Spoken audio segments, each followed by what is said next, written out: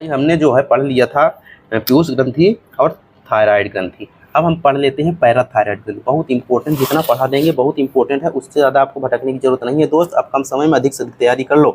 Parathyroid ग्रंथि क्या होती है, ये हमने बताया था ना। ये देखो तितली के आकार की कौन सी ग्रंथि थी, थायराइड ग्रंथि। और इसके अंदर देखो, इसके ऊपर ही चार या छः की मात्रा में कौन सी होती है, संख्या में पैराथायराइड ग्रंथि होती है।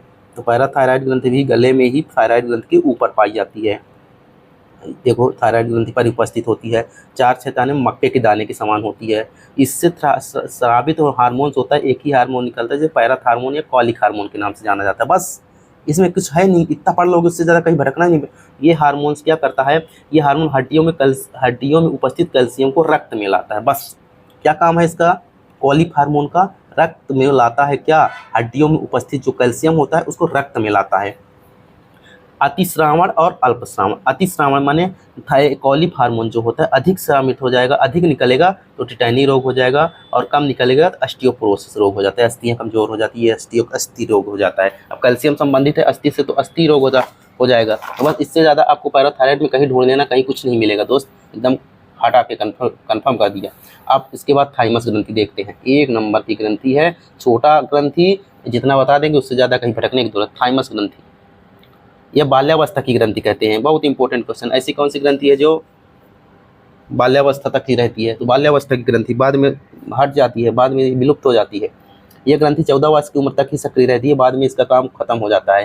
हृदय के आगे और उरोस्थी यानी स्टर्नम में हड्डी होती है, उसके पीछे होती है। बस अभी इसमें थाइमोसिन हार्मोन, बस एक ही हार्मोन निकलता है, कोई भटकने की जरूरत नहीं है, आपको कोई परेशान होने की, एक हार्मोन निकलता है। और यह ग्रंथि टी लिम्फोसाइट कोशिका का उत्पादन करती है। टी लिम्फोसाइट कोशिका मतलब जो रक्त में डब्ल्यूबीसी कोशिका होती है। डब्ल्यूबीसी कोशिका कई प्रकार की होती है, तो उसमें एक प्रकार होता है लिम्फोसाइट। लिम्फोसाइट का भी एक टाइप होता है टी लिम्फोसाइट, उस लिम्फोसाइट का निर्माण करता है। और ये लिम्फोसाइट का काम ही होता है, सबसे पहले डब्ल्यूबीसी का काम होता है शरीर में प्रतिरक्षा करना, शरीर में प्रतिरक्षा तंत्र का विकास करना। मतलब अगर शरीर में किसी बैक्टीरिया वायरस का प्रवेश हो गया तो उससे लड़ने की क्षमता जो देती है डब्ल्यूबीसी देती है। एक तरह से ये कह सकते हैं थाइमस ग्रंथि हमारी प्रतिरक्षा का काम करती है, जो कि लिम्फोसाइट का निर्माण कर रही है। तो है ना, तो इतना बस, इससे ज़्यादा आप नहीं पढ़ोगे। बाल्यावस्था की ग्रंथि का बहुत इंपॉर्टेंट है। कौन सी ग्रंथि बाल्यावस्था की ग्रंथि होती है, थाइमस ग्रंथि। 14 वर्ष तक उससे सक्रिय रहती है, फिर खत्म हो जाती है। थाइमोसिन हार्मोन का स्राव होता है और टीलों में, बस इससे ज़्यादा कहीं भटकने की जरूरत नहीं। देख लेना दोस्त, हर चीज़ें आपको मिल जाएगी। एड्रीनल ग्रंथि फिर बहुत इंपॉर्टेंट ग्रंथि आ गई, जैसे पीयूष ग्रंथि बहुत इंपॉर्टेंट थी, ऐसी एड्रीनल ग्रंथि बहुत इंपॉर्टेंट है। 1 नंबर की ग्रंथि है, इससे ज़्यादा ऐसा पढ़ा देंगे कि फिर कहीं भटकोगे नहीं। अधिवृक्क, इसको कहते हैं, दूसरा नाम अधिवृक्क, याद रखना है। संख्या में कितनी होती है, 2 होती है, क्योंकि दोनों किडनी के ऊपर देखो, दोनों किडनी के ऊपर ये टोपी की समान संरचना पाई जाती है, जो रेड रेड बनाया वही है, क्या है, एड्रीनल ग्रंथि है। इसको जब देखोगे इसके 2 पार्ट पाए जाते हैं, पहला ऊपरी पार्ट और दूसरा निचला पार्ट। ऊपरी पार्ट कार्टेक्स होता है, नीचे पार्ट मेडुला। कई बार बताया कार्टेक्स कैसे याद रहेगा, ऊपरी भाग पहले सी आता है ना अल्फाबेट में, इसलिए सी माने कार्टेक्स, और बाद में एम आता है तो मेडुला बाद में, तो बाहरी भाग कार्टेक्स, बाद में आंतरिक भाग मेडुला।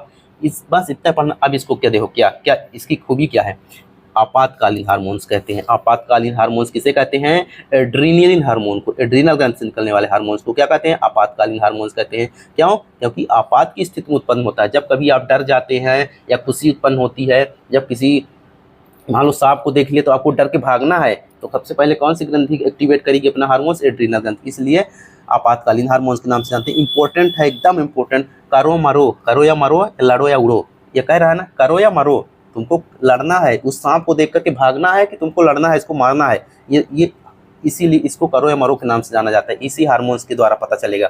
3F या 4S के नाम से जाना जाता है इस हार्मोन को। 3F मतलब F 3F है, एक फ्लाइट, फियर, फाइट, भागो, भय, संघर्ष, इन सारे हार्मोन की पूछा जाता है, क्वेश्चन पूछा है। 3F और 4S हार्मोन्स किसे कहते हैं, तो इसे एड्रीनलिन हार्मोन्स को कहते हैं। फियर, फाइट, इसका मतलब ये होता है 3F इसलिए कहते हैं, फ्लाइट माने भागो, फियर माने भय, इन सारी समस्याओं का जड़ होता है, निपटाना कौन कराता है, एड्रीनल ग्रंथि।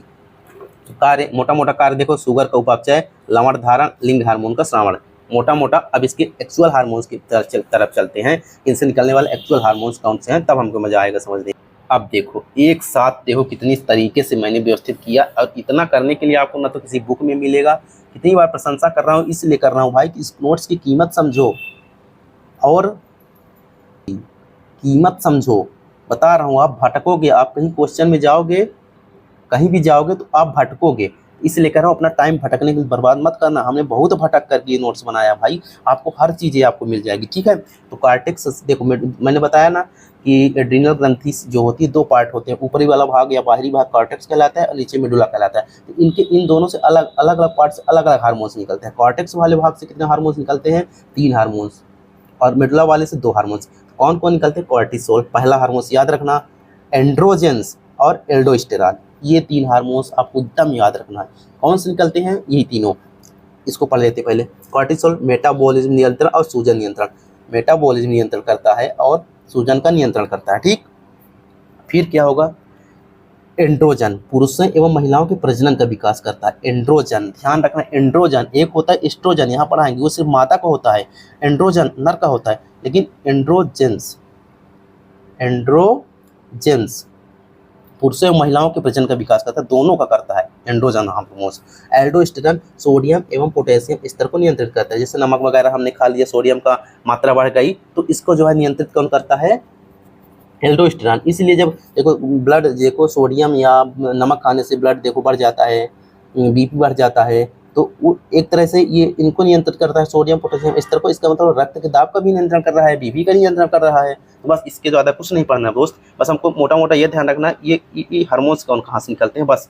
अब ये मेडुला से एड्रेनलिन हार्मोन्स और नॉन एड्रेनलिन, सिंपल है, एड्रेनलिन और नॉन एड्रेनलिन। इसको ये पूछ लेना एपिनेफ्रिन, ये पूछ लेता है कि इसको अन्य नाम से क्या जाना जाता है। एड्रेनलिन को एपिनेफ्रिन और इसको नॉन एपिनेफ्रिन। अब देखो हृदय गति में ऊर्जा की आपूर्ति को बढ़ाता है एड्रेनलिन, इसी को लड़ो भागो पर्सनली इसी को कहते हैं। अगर ऑप्शन में एड्रीनल ग्रंथि एड्रीनल हार्मोन्स न दिया हो तो एपिनेफ्रिन या एड्रेनलिन बोल देना।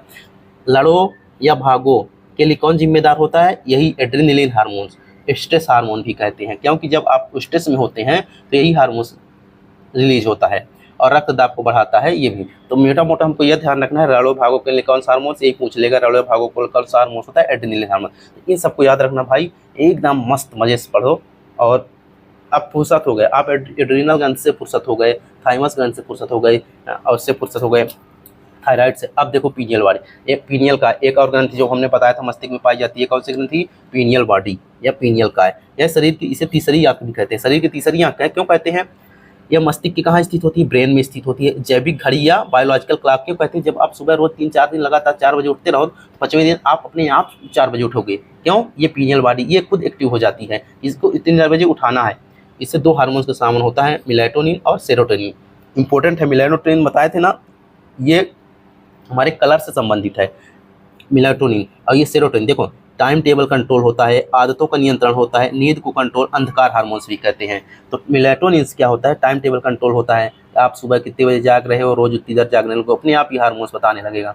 आदतों का नियंत्रण होगा, आप किसी कार्य को लगातार इतने दिन कर दो फिर ये अपने आप वो आदत बन जाता है कार्य, तो ये सब नींद का कंट्रोल, अंधकार हार्मोन, और अच्छा फील कराने वाला, खुशी प्रदान करने वाला हार्मोन सेरोटोनिन हार्मोन होता है, ठीक। इसी हार्मोन्स को अभी हमने पिछले में पढ़ा था जब पीयूष ग्रंथि में मेलाटोनिन स्टिमुलेटिंग हार्मोन पीयूष ग्रंथि से निकलने वाला, वो इसको एक्टिवेट करता था, इसी हार्मोन को एक्टिवेट करता था, ठीक। बस पीनियल वाइट्स, इससे ज़्यादा कुछ नहीं भाई। ऐसे पढ़ो दोस्त कि फिर आपको दिमाग खुद कहने लगे कि अब इस चैप्टर से हमको कोई दिक्कत नहीं है, उस टॉपिक से कोई दिक्कत नहीं। अब इस टॉपिक को पढ़ने के बाद आपको कहीं जाने की जरूरत नहीं, हर क्वेश्चन आपको यहीं मिलेगा। जनद, अब हम जनद पढ़ेंगे, ठीक।